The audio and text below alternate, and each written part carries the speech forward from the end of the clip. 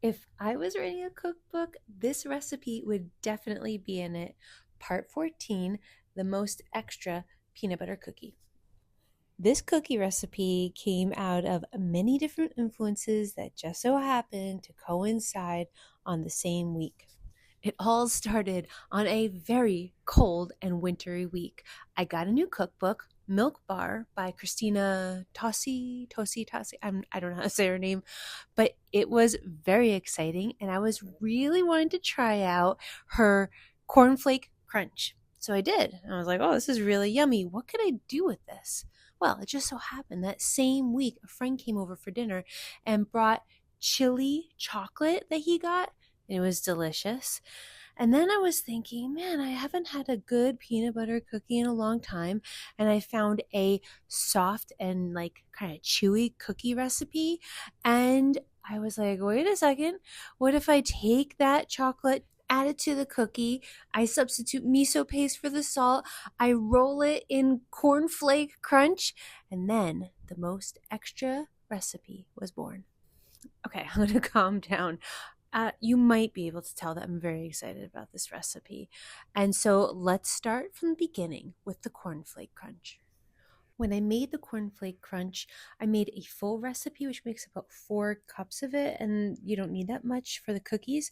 So the measurements I'm going to give you are for a smaller amount that's good for a batch of cookies. You're going to need a cup of cornflakes, 1.5 tablespoons of milk powder, 1.5 teaspoons of sugar, 1.5 tablespoons of butter, and a pinch of salt. You're going to begin by browning 1.5 tablespoons of butter, and then you're going to add to that a cup of cornflakes that have been crunched up to, like, you can just use your hands to crunch them up. And you're going to add that to the brown butter. You're going to give it a stir. Then you're going to add the sugar, give it a stir, milk powder, give it a stir, salt, give it a stir. The reason I did it like that is because I didn't want to have extra bowls, and it worked fine.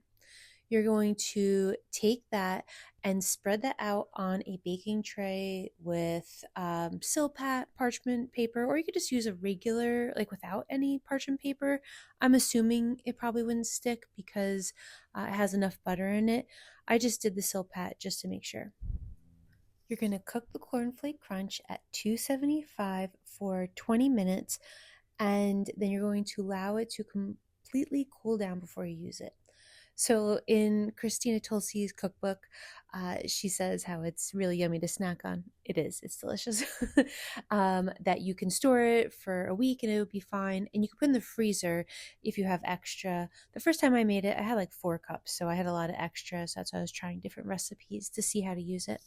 Next up, you're going to make the chewy peanut butter cookie. This recipe is from Elizabeth Merrick. I'm not sure. Sorry. Can you tell I'm really bad at saying last names? It's crazy. It's embarrassing. I wish I was better at it. I grew up having one of those last names that nobody could pronounce. It doesn't bother me if people can't pronounce it, but I know it bothers some people. So, sorry. Anyway, back to Elizabeth's recipe. For this recipe, you're going to need 3 cups of flour, a teaspoon of baking soda, half a teaspoon of baking powder. She used salt. I changed that to miso. So you're going to need 3 teaspoons of like a light colored miso, 2 cups of brown sugar, 1 cup of unsalted butter, 1 cup of smooth peanut butter or like peanut butter spread. That's what I used. Add 2 large eggs, and you're going to need chocolate, but we'll talk about that later. You're going to start off by beating together the brown sugar and the butter. I used a mixer to do this. I suppose you could do it by hand, but I did not. I don't know how long that would take. You're going to mix it until it's well combined and it becomes lighter in color. Whenever you're beating together butter and sugar, just make sure that you're like continuing to scrape down the sides so that way there's not like pockets of butter or sugar that haven't been incorporated. After you do that, you're going to add the peanut butter and then mix that until it's smooth. Then you're going to add an egg at a time. And then what I did, I made this recipe a few times. What I did after that is I put the baking soda and baking powder in there and I just quickly beat that together. And then I put the flour in. In the original recipe, you're supposed to put all the dry ingredients together and mix them, but then that would create another bowl, and I would like to not use extra bowls if possible. So that's why I did it that way. You're going to mix the flour in until it's just combined. You don't want to overmix it. And then you're going to take your chocolate. In this version, I used chili chocolate. My friend, he got his chili chocolate at Aldi's, and I went there and they were out of it because I guess we're not the only ones that like chili chocolate. And so I went to another store and I got a different brand, and it was like more than twice the price of it. And ooh, that was a lot, but I really was excited about this recipe, so I did it. I chopped up the bar and then I let it kind of just quickly mix in, like folding it in so I don't overmix the dough. Then I chilled the dough overnight. Okay, now let's say you don't want to spend $6 on a high quality chocolate bar. I usually don't want to do that unless I'm just like eating it out of hand. Even so, I usually don't want to do that. So I made this again a few days later, and I used dark chocolate chips and I added cayenne pepper into the mix when I was mixing together the dough. And I just did a like 2 dashes of cayenne pepper. So that way you got some of the spiciness that you would get from the chili chocolate and you got the dark chocolate. One of the things that I liked better about the bar that I just chopped up is you got like larger chunks of chocolate. I like that. This is the most extra peanut butter recipe, so you could do that, but if you want to save some money, you can also just use dark chocolate chips and a few dashes of cayenne pepper.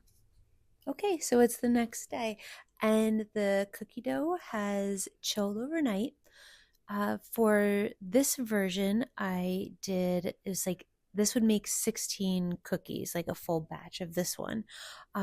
If you want them large, you could make them smaller and then do 24 cookies. I've done both. It just seems like the most extra peanut butter cookie should be big, so that's why I made them bigger. Or you can make them like a more normal size cookie. So I took one of the balls of dough, rolled them up, and then just gently pressed them down. And you're going to need to put them on a cookie sheet lined with Silpat, or you can do parchment paper. And I haven't tried it without it. I'm assuming you could. And you're going to put it on a baking tray and give at least 2 inches of space because these do spread out and they do get significantly bigger. You're going to cook them at 375 for about 12 minutes for the smaller ones and about 14 minutes for the larger ones. But every oven is a little bit different, so just keep checking on them. I wanted one that was going to be still soft on the inside because it had that nice crisp on the outside. I wanted it to be like a little bit gooey on the inside and soft. Not undercooked, just soft. So let's talk about the 6 questions I always ask myself for every cookie recipe, or every recipe in general. First one is, how does it taste? Guys, it's good. It's really good. I made it for some friends and they said that it was the best cookie they ever had. Now, maybe they were being polite. I've been friends with both of those people since we were children, so maybe they were just being encouraging, but they did say it was the best cookie they ever had. So I'm just going to go with that. I ask myself if it's easy, and I'd say, yeah, it's pretty easy. It's not as easy as the easiest, but it's like good for if you want to take the next step in a kind of new recipe. Then I ask myself, is it quick? No, it's not as quick as most peanut butter cookies because you have to make the cornflake crunch. But if you already had the cornflake crunch, yeah, it'll be pretty quick. Then I ask myself, can I make in bulk? Yes, you can. I made a double batch just a few days ago. Then I asked myself, can I freeze it? Yes, you can, because that's what I did with that double batch. I froze it. Okay, last question is, how much does it cost? And I'll give you 2 different versions. One version uses the very nice, expensive type of chocolate, and that is like between $9 and $10 for 16 very large cookies. If you did the other version with the dark chocolate chips and the dashes of cayenne pepper, that would be about $5 for 16 extra large cookies. So, obviously the big price difference is the chocolate. I mean, it's worth it with a good chocolate. It's really good.